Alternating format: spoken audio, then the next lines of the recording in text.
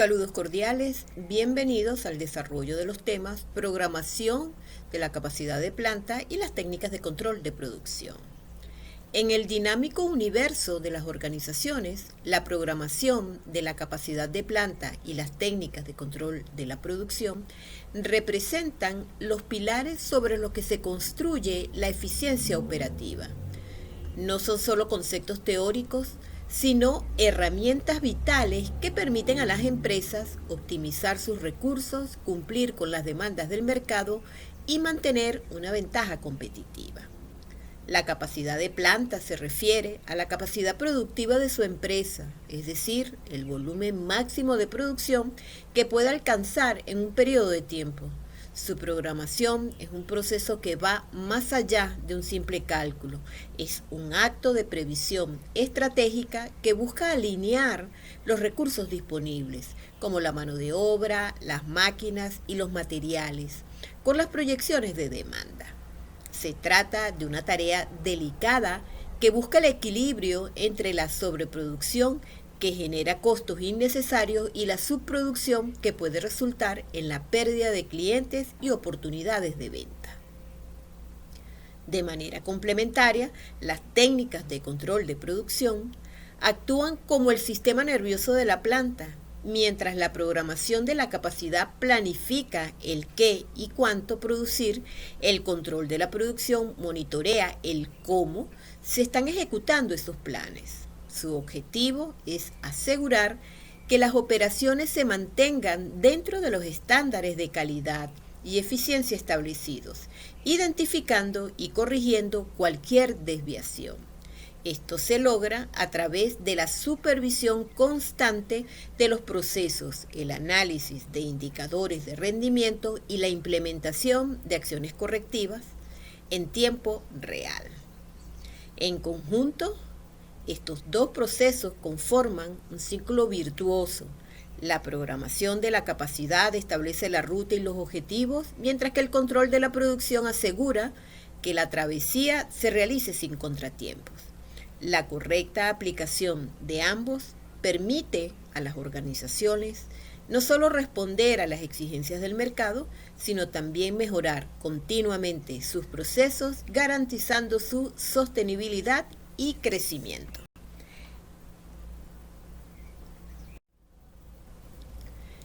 ¿Qué es la capacidad de producción? La capacidad de producción es el rendimiento máximo de una instalación de producción, estimado en productos terminados durante un periodo de tiempo determinado. Indica la producción potencial, es decir, el límite teórico superior de bienes que pueden producirse con las máquinas, la mano de obra y los recursos instalados.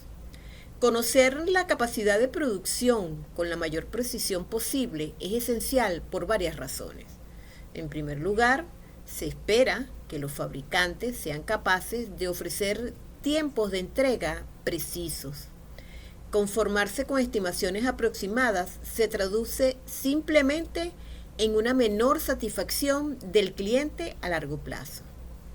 En segundo lugar, una visión precisa de la capacidad de producción permite un proceso general de programación de la producción, más informado, que viene a simplificar la toma de decisiones y a aliviar esa incertidumbre a la hora de satisfacer la demanda de los clientes. En tercer lugar, tenemos que comparar la capacidad de producción con la capacidad real de los periodos anteriores. Va a permitir medir la tasa de utilización de la capacidad, lo que resulta útil para calibrar la eficacia de los procesos de fabricación y encontrar un equilibrio entre la tasa de funcionamiento y el costo por unidad. Y por último tenemos que una métrica confiable de la capacidad de producción es un buen indicador del rendimiento y resulta útil, por ejemplo, para motivar a los trabajadores a crear y cumplir objetivos de producción. La capacidad de planta no es un concepto único, sino que se compone de varios niveles y tipos que deben ser considerados para una planificación eficaz. A continuación se menciona. En primer lugar tenemos la capacidad de diseño. Es el máximo rendimiento teórico que una instalación puede alcanzar bajo condiciones ideales. Esta cifra se basa en el diseño original del sistema y no considera factores prácticos como el mantenimiento, las averías o las pausas de los trabajadores. Por ejemplo, una máquina puede estar diseñada para producir 1000 unidades por hora, pero rara vez alcanzará esa tasa en un entorno real. En segundo lugar tenemos la capacidad efectiva, que es el rendimiento máximo esperado de un sistema en condiciones normales de operación. Esta capacidad ya considera pérdidas inevitables como el mantenimiento programado, los tiempos de inactividad por cambio de producto y la fatiga del personal. Es el punto de referencia más realista para la planificación. Y por último tenemos la capacidad real o utilizada. Es el nivel de producción actual que se logra en un periodo específico. Esta capacidad está siempre por debajo de la capacidad efectiva y fluctúa en función de la demanda, las averías imprevistas y otros factores operativos. La diferencia entre la capacidad efectiva y la real se conoce como eficiencia. Comprender estos niveles de capacidad es fundamental para la programación de insumos, que es la función de asegurar que los materiales, la mano de obra y el equipo estén disponibles cuando se necesiten para cumplir con el plan de producción. Una programación de insumos eficaz se basa en la capacidad efectiva y ajusta las órdenes de compra y la asignación de recursos en función de la capacidad real utilizada. En cuanto a los materiales, conociendo la capacidad efectiva, el planificador puede determinar con precisión las cantidades de materia prima que se requerirán en un periodo determinado. Esto evita tanto la escasez de insumos, que detendría la producción, como el exceso de inventario, que genera costos de almacenamiento. Tenemos la mano de obra, que es la capacidad efectiva, que ayuda a determinar la cantidad de personal necesario para cada turno o línea de producción. Una vez que se conoce la capacidad real, se pueden programar horas extras o reasignar personal para abordar picos de demanda o cuellos de botella. Y por último, el equipo. La capacidad de cada máquina o estación de trabajo es un insumo crítico en sí mismo. La planificación de la capacidad de planta asegura que el tiempo de uso del equipo se programe de manera óptima para evitar sobrecargas o tiempos muertos.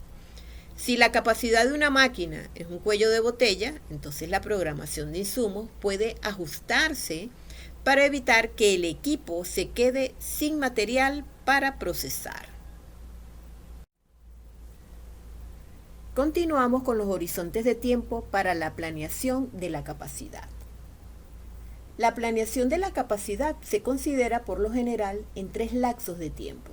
En primer lugar tenemos a largo plazo, más de un año, donde los recursos productivos requieren un tiempo largo para adquirirse o disponer de ellos, tales como los edificios, los equipos o las instalaciones. La planeación de la capacidad de largo plazo requiere la participación y la aprobación de la alta gerencia. En segundo lugar, tenemos el mediano plazo, que son los planes mensuales o trimestrales para los siguientes 6 a 18 meses. En este caso, la capacidad puede variar debido a alternativas tales como la contratación, los despidos, las nuevas herramientas, las compras menores de equipos y la subcontratación. Y por último tenemos el corto plazo, que es menos de un mes y tiene que ver con el proceso de programación semanal o diaria e implica la realización de ajustes para eliminar las discrepancias entre la producción planeada y la producción real. Esto incluye alternativas tales como las horas extras, las transferencias de personal y los itinerarios de producción alternativos. Continuamos con la planeación estratégica de la capacidad. Fíjense que el objetivo de la planeación estratégica de la capacidad es ofrecer un enfoque para determinar el nivel general de la capacidad de los recursos de capital intensivo, que está integrado ¿por qué? Por el tamaño de las instalaciones, el equipamiento y la fuerza de trabajo completa. Y con esto se busca que apoye mejor la estrategia competitiva de la compañía a largo plazo. Entonces el capital de capacidad que se elija tiene repercusiones críticas en el índice de respuestas de la empresa, la estructura de sus costos, sus políticas de inventario y los administradores y personal de apoyo que requiere. Si la capacidad no es adecuada, indudablemente la compañía podría perder clientes en razón de un servicio lento o de que permite que los competidores entren al mercado. Ahora, si la capacidad es excesiva, la compañía tal vez se vería obligada a bajar los precios para estimular la demanda, a subutilizar su fuerza de trabajo, a llevar un inventario excesivo o a buscar productos adicionales menos rentables para permanecer en los negocios. En esta imagen vemos es una fábrica de jugo de naranja. Entonces, las instalaciones, el equipo, los métodos de producción, la mano de obra y los suministros afectan la capacidad de producción. En esta fábrica, entonces, deben considerar los efectos de las estaciones del año que tienen en el abastecimiento de recursos y en la demanda de los clientes. Los autores Chase, Jacobs y Aquilano, 2009, consideran que el término capacidad implica el índice de producción que se puede alcanzar, por ejemplo, 300 automóviles por día, pero no dice nada de cuánto tiempo será posible sostener ese índice. Por lo tanto, estos autores consideran que no se sabe si esos 300 autos por día se refieren al máximo alcanzado un día o al promedio de 6 meses. A efecto de evitar este problema, ellos proponen o utilizan el uso del concepto de mejor nivel de operación. Y se trata de el nivel de capacidad para el que se ha diseñado el proceso y por lo mismo se refiere al volumen de producción en el cual se minimiza el costo promedio por unidad. Es difícil determinar este mínimo porque implica un complejo análisis entre la asignación de los costos para gastos fijos y el costo de las horas extras, el desgaste de equipamiento, los índices de defectos y otros costos. Una medida muy importante es el índice de utilización de la capacidad, el cual revela qué tan cerca se encuentra la empresa del mejor punto de operación. Y este índice consiste en dividir la capacidad utilizada entre el mejor nivel de operación. Por ejemplo, si el mejor nivel de operación de la planta fuera de 500 automóviles por día, y si estuviera operando actualmente 480 automóviles por día, entonces el índice de utilización de la capacidad sería un 96%. Dividir los 480 automóviles por día entre los 500 automóviles por día. El índice de utilización de la capacidad se expresa como porcentaje y requiere que el numerador y el denominador estén medidos en unidades y periodos iguales, como horas, máquina día, barriles de petróleo día, dólares de producto día, entre otros. Calcular la capacidad de producción es un proceso más complicado. Requiere dos parámetros clave, la capacidad de la máquina por hora y el tiempo de producción.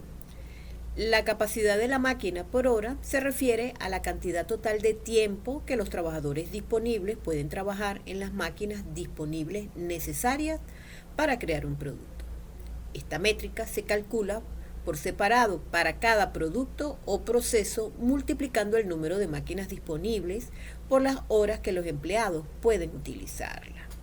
Entonces tenemos que la capacidad de la máquina por hora va a ser igual al número de máquinas utilizables por el número de horas de trabajo.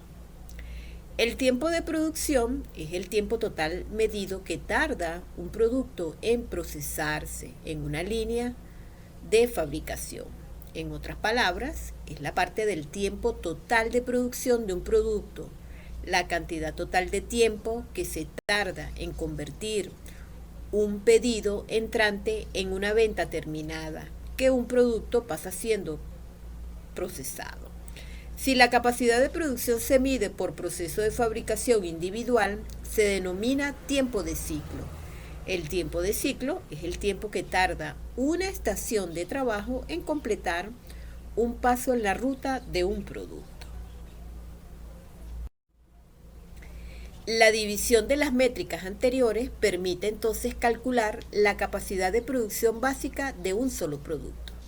Entonces tenemos que la capacidad de producción de un solo producto es igual a la capacidad de la máquina por hora entre el tiempo de producción. Por ejemplo, si un fabricante de refrescos dispone de 5 máquinas enlatadoras y los empleados trabajan turnos de 8 horas, determinar la capacidad total de producción de un proceso de enlatado, hay que considerar un conjunto de máquinas y un tiempo de operación definido. El ejercicio propuesto busca determinar la capacidad total de producción de un proceso de enlatado, considerando un conjunto de máquinas y un tiempo de operación definido. El proceso se resuelve en 3 pasos claves para asegurar la coherencia de las unidades de medida y la precisión del resultado. En primer lugar, hay que determinar la capacidad total por hora. Entonces, este paso consiste en calcular la capacidad productiva de todas las máquinas en conjunto. Si hay 5 enlatadoras y cada una opera durante un turno de 8 horas, entonces la capacidad total de la máquina es 5 máquinas por 8 horas máquina, da un total de 40 horas de operación. El segundo paso es normalizar las unidades de tiempo. Para poder realizar el cálculo es fundamental que el tiempo de operación y el tiempo de procesamiento por unidad estén en la misma unidad. Se convierten las horas de operación a minutos y los segundos por lata a minutos. Entonces tenemos que 40 horas de operación por 60 minutos hora sería igual a 2.400 minutos de operación. Y 6 segundos lata entre 60 segundos minutos serían 0.1 minutos lata. El tercer paso es calcular la capacidad de producción total. Finalmente, se divide el tiempo total de operación disponible por el tiempo que toma procesar una sola lata. Esto nos da el número total de latas que se pueden procesar en un turno completo. Entonces son 2.400 minutos de operación entre 0.1 minutos lata para un total de 24.000 latas. El resultado final indica que la capacidad de producción del proceso de enlatado es de 24.000 latas por turno de 8 horas, operando con las 5 enlatadoras. Este cálculo demuestra cómo se puede determinar la capacidad máxima de un sistema productivo, un elemento esencial en la planificación y programación de la producción. Consideraciones sobre la planificación de la capacidad de producción. Si una empresa produce una mezcla de productos y quiere hacerse una idea más realista de las capacidades disponibles, teniendo en cuenta más restricciones y externalidades, es necesario un planteamiento más exhaustivo de la planificación de la capacidad de producción. En la práctica, mientras más restricciones sea posible tener en cuenta, más precisa será la métrica de la capacidad de producción, lo que permitirá una planificación y programación de producciones más precisas. Ejemplos de restricciones son los tiempos de cambio y de parada, los permisos y vacaciones de los trabajadores, el espacio y el transporte y cualquier otro cuello de botella que afecte a la producción. Para obtener una visión realista de la capacidad, la fabricación debe desglosarse en la secuencia de operaciones, la disponibilidad de las estaciones de trabajo, los tiempos de preparación, la disponibilidad de materiales, los tiempos de entrega de los proveedores, así como cualquier otro detalle que pueda afectar la programación. Hay que tener en cuenta que una planta típica necesita gestionar simultáneamente múltiples instancias de estos procesos de producción para una serie de productos diferentes. Además, también es importante tener en cuenta la tasa de eficiencia de la línea de fabricación. Una forma de hacerlo es midiendo el KPI de eficacia general de los equipos, que tiene en cuenta la tasa de defectos, las pérdidas de rendimiento, entre otros. Pero existen muchos otros métodos. En cuanto a los software de planificación de la capacidad de producción, no hace falta decir que tener en cuenta todo lo anterior manualmente sería sumamente difícil. Por eso se han desarrollado los sistemas MRP y los software de planificación de la capacidad. Estos software pueden corroborar y utilizar toda la información y las restricciones posibles para calcular automáticamente las capacidades de producción y elaborar programaciones realistas basadas en datos que son reales de ese proceso de fabricación. Mientras que el cálculo manual puede bastar para aclarar los planes a corto plazo, este tipo de software también hace posible una planificación precisa de la capacidad a largo plazo.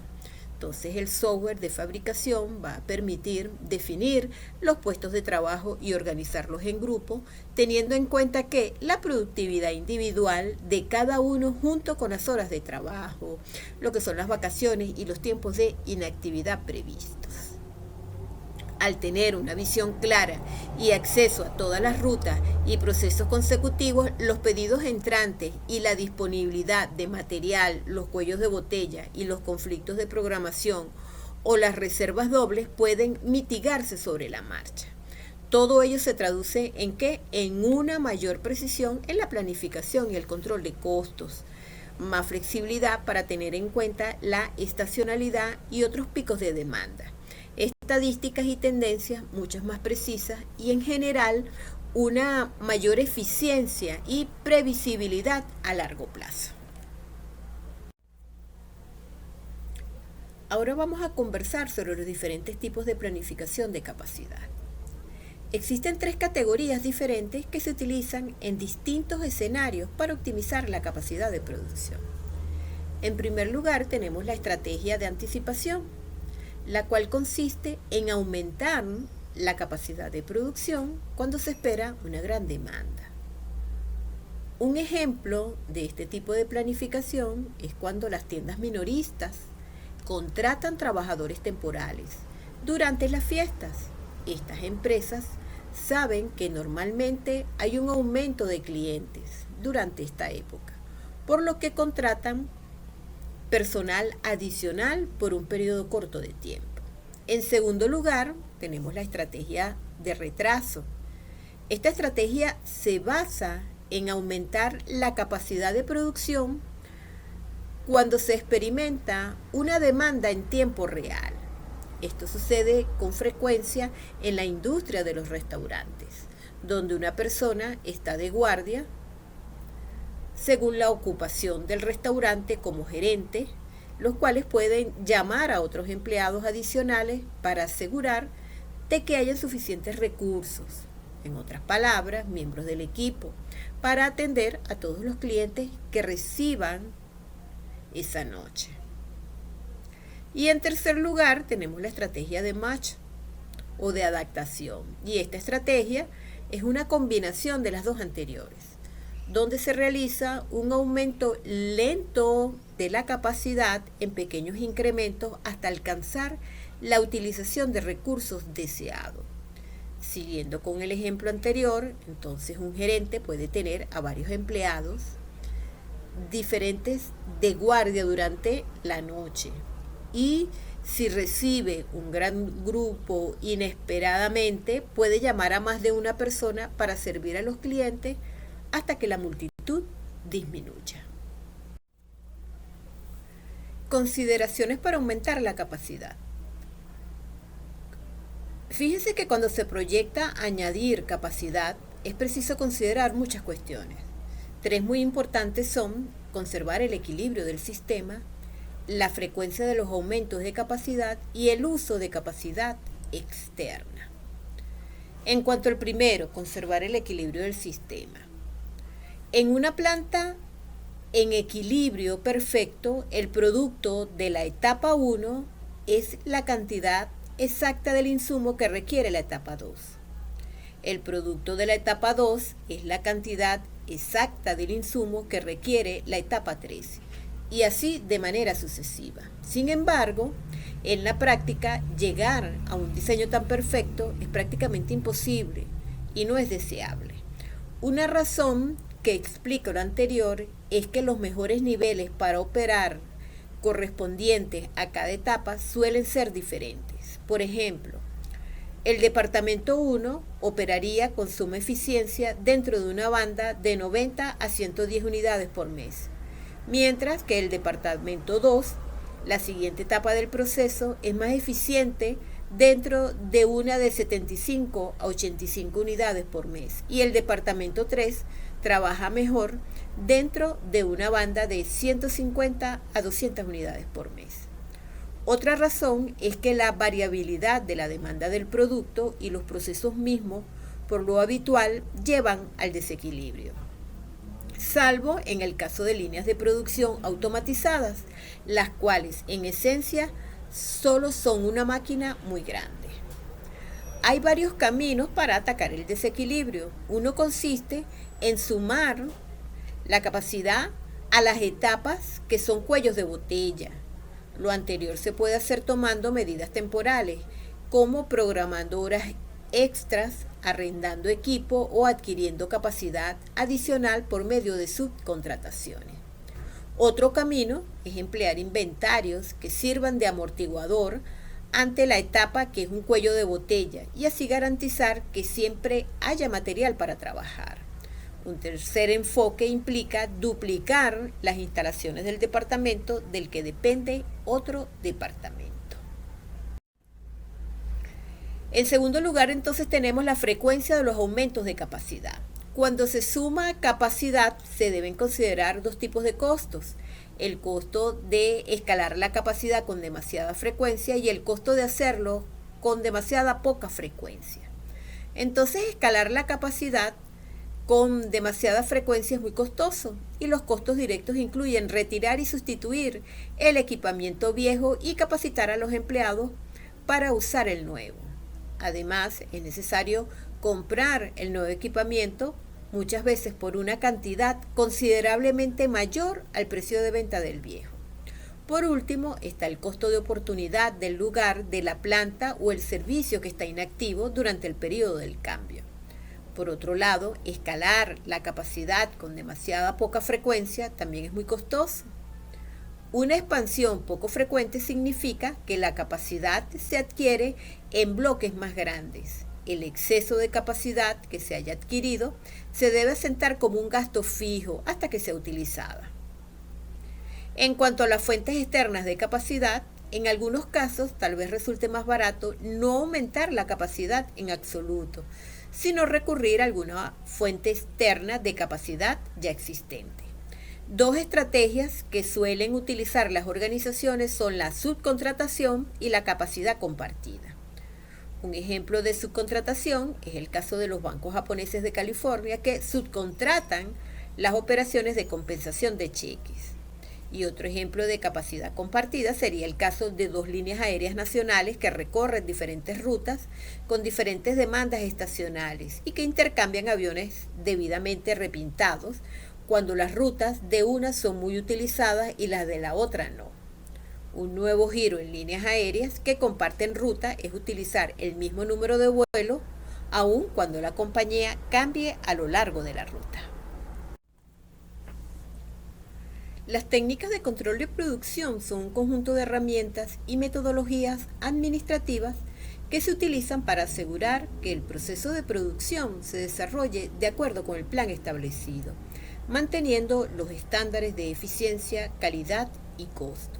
En esencia, son un sistema de retroalimentación que monitorea el desempeño en tiempo real y permite tomar acciones correctivas cuando se detectan desviaciones. Ahora bien, ¿qué es producción continua? La producción continua es un proceso de fabricación diseñado para producir productos terminados en un flujo continuo, sin interrupciones en la línea de producción. Fíjense que el término suele utilizarse como sinónimo de fabricación continua o producción en flujo. La noción de método de producción en flujo significa una línea de producción configurada de forma que las materias primas entran por un extremo y los productos terminados salen por el otro, con cero o mínimas paradas o cambios. En este sentido, la producción continua depende en gran medida de la automatización, desde la manipulación de materiales y el traslado de subconjuntos entre fases del ciclo de producción hasta el control de calidad e incluso el envasado. Dado que la configuración es compleja y requiere mucho tiempo, la producción continua suele tener como objetivo producir grandes volúmenes de productos estandarizados, minimizando el tiempo de inactividad.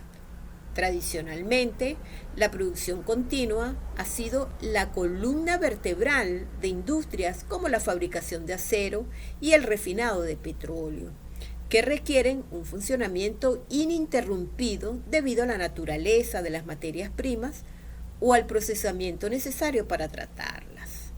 Los avances en las tecnologías de fabricación modernas están ampliando el alcance de los flujos de trabajo continuos a otros sectores como la alimentación y las bebidas, la industria farmacéutica e incluso las aplicaciones de fabricación discreta. Continuamos con las técnicas de análisis y control de la producción continua. Las técnicas de análisis y control de la producción continua están diseñadas para sistemas que operan de forma ininterrumpida, produciendo grandes volúmenes de un producto estandarizado. Fíjense que estas técnicas no se enfocan en lotes de producción, sino en la estabilidad del proceso y la calidad del producto final, en donde el control en este tipo de producción es crucial para mantener la eficiencia, ya que una interrupción o un defecto en una etapa puede tener un efecto en cadena en todo el sistema. Comenzamos con la primera técnica, que es el control estadístico de procesos. Esta es una de las técnicas más importantes en la producción continua, donde su objetivo es monitorear el proceso en tiempo real. ¿Para qué? Para detectar variaciones o desviaciones que puedan indicar un problema de calidad. En lugar de inspeccionar cada producto al final de la línea, el control estadístico de procesos toma muestras periódicas y utiliza herramientas estadísticas para determinar si el proceso está bajo control. Dentro de esas herramientas podemos mencionar las gráficas de control, las cuales son el corazón del control estadístico de procesos. Estos gráficos tienen unas líneas central que representa el promedio del proceso y límites de control superior e inferior que marcan las variaciones aceptables. Si un punto de la muestra se sale de estos límites, entonces indica que algo en el proceso ha cambiado y requiere atención.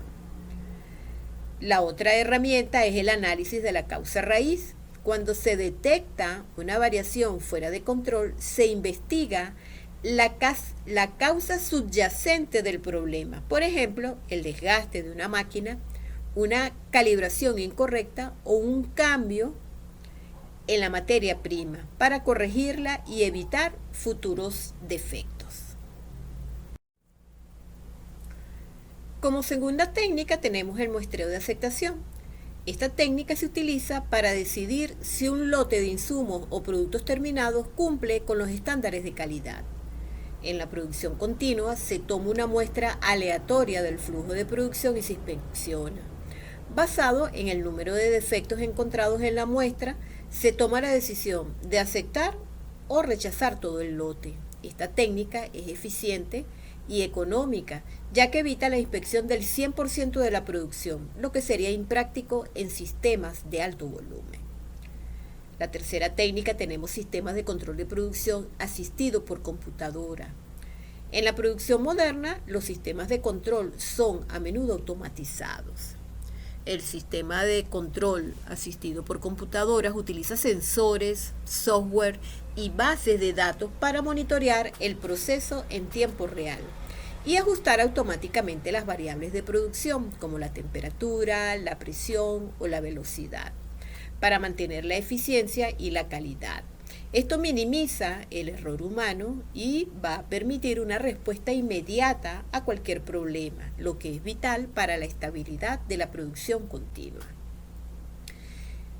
En cuarto lugar tenemos entonces el análisis de la tasa de rendimiento. Esta técnica de análisis evalúa la eficiencia de un proceso continuo, midiendo la cantidad de producto útil que se obtiene de una cantidad determinada de materia prima.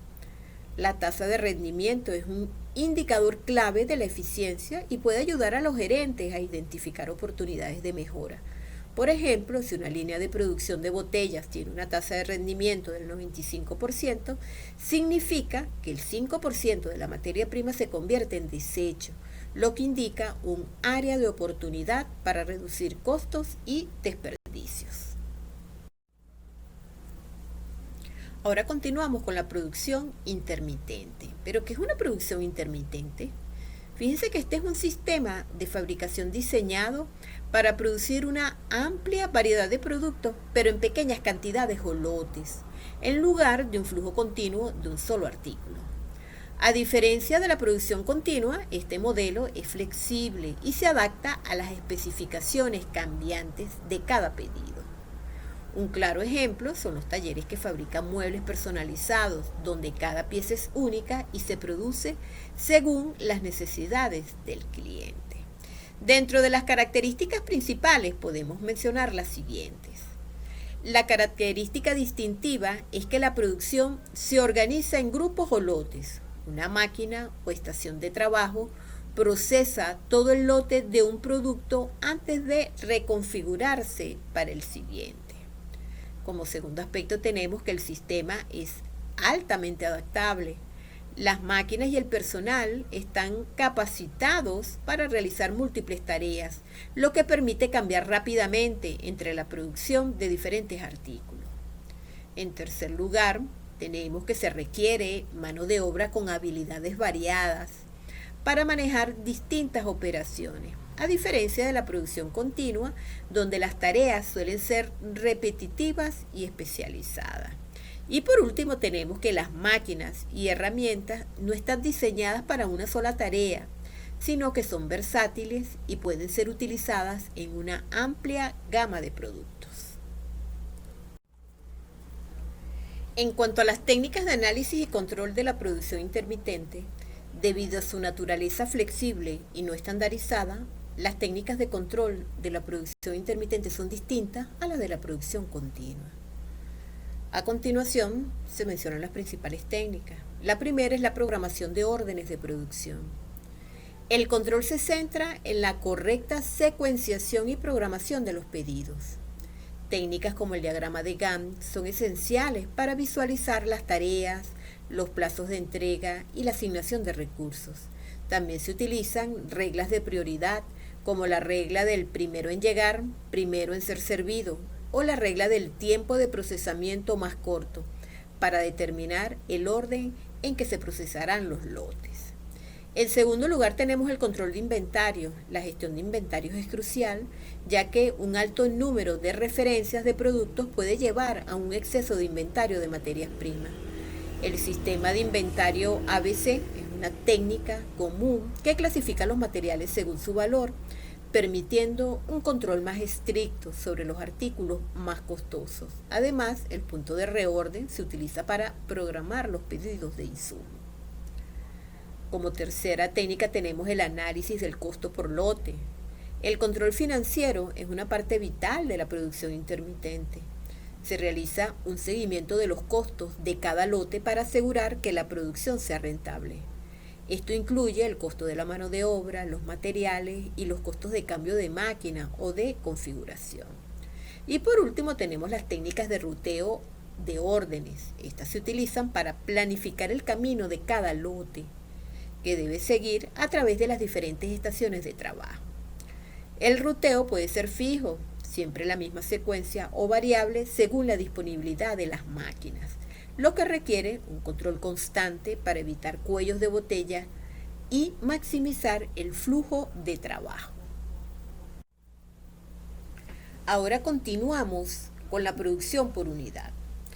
La producción por unidad, a menudo conocida como producción por encargo o de proyecto, es un sistema de fabricación que se enfoca en la creación de un solo producto a la vez o un volumen muy pequeño de artículos únicos. Fíjense que este modelo es la antítesis de la producción en masa, ya que cada pieza se fabrica de acuerdo con las especificaciones detalladas del cliente. Ejemplos de este tipo de producción incluyen la construcción de un barco, la elaboración de una pieza de joyería a medida o la fabricación de un prototipo. Dentro de las características de este tipo de producción podemos mencionar las siguientes. Es un producto único y personalizado, es singular y responde a un pedido específico. Esto requiere una alta atención al detalle y un enfoque en la calidad. El sistema es totalmente adaptable a las necesidades cambiantes del cliente. La secuencia de operaciones no es fija y puede ajustarse según el diseño y las especificaciones. Se requiere personal con un alto nivel de habilidad y experiencia, donde los trabajadores deben ser capaces de realizar una variedad de tareas complejas y tomar decisiones en el proceso. Las herramientas y las maquinarias son versátiles y se pueden usar para múltiples tareas, ya que no tiene sentido invertir en equipos especializados para un solo producto. Y por último, el tiempo para completar un solo producto es significativamente más largo que en otros sistemas, debido a la complejidad y el carácter único del trabajo. El control en la producción por unidad se centra en la gestión del proyecto, la programación de actividades y la asignación de recursos. Entre las técnicas de análisis y control más utilizadas podemos mencionar las siguientes. En primer lugar, el método de camino crítico, el CPM, y la técnica de evaluación y revisión de proyectos, el PERT. Estas son las herramientas primarias porque ayudan a planificar y programar proyectos complejos al identificar la secuencia de actividades que determina la duración total del proyecto. Al visualizar la ruta crítica, los gerentes pueden enfocar los recursos en las tareas más importantes para evitar retrasos y cumplir con los plazos de entrega. En segundo lugar, tenemos el control de presupuestos y costos. Cada proyecto tiene un presupuesto específico y el control de la producción se enfoca en monitorear los gastos de mano de obra y materiales en tiempo real para asegurar que no se excedan los límites financieros. En tercer lugar, tenemos el control de inventarios por proyecto. A diferencia de la producción en masa, no se mantienen grandes inventarios de materiales. Los insumos se adquieren específicamente para cada proyecto, lo que hace que el control de inventario se centre en la gestión de pedidos, la recepción de materiales y la disponibilidad para las tareas programadas. Por último, tenemos la programación de hitos. En lugar de monitorear la producción por unidad, el control se centra en el cumplimiento de hitos o etapas claves del proyecto. Por ejemplo, en la construcción de un barco se monitorea el avance de la fase de diseño, la construcción del casco, la instalación de la maquinaria, entre otras. Una vez desarrollados los aspectos referentes a la programación, capacidad de planta y técnicas de control de producción, les dejo esta cita de la empresa Kima. El monitoreo de la producción, que se realiza en una sola intervención, solo da una visión general del estado global de la producción. Si se lleva a cabo de forma sistemática durante un periodo predeterminado, es decir, semanalmente, el estado de la producción puede seguirse de forma continua para obtener una cronología más precisa y mejorar el control de calidad. Fíjense que esta cita destaca la importancia del monitoreo continuo y sistemático para una mejor gestión de la producción. Gracias por su atención.